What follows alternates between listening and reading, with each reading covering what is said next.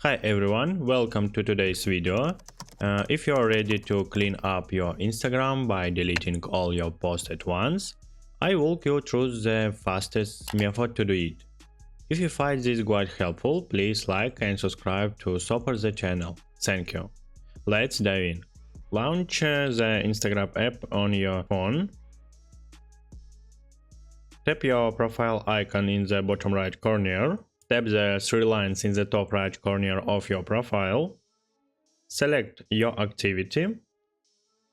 Scroll down and find Content Your Shared section. Select Posts. In the Post section, tap Select at the top right corner.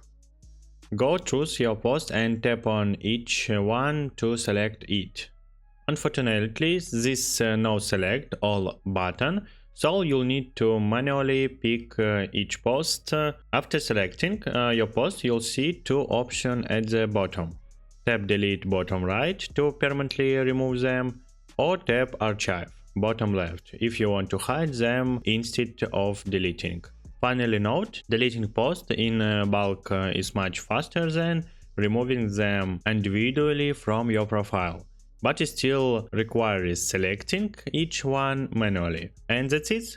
If you found this video helpful for you, don't forget to hit the like button.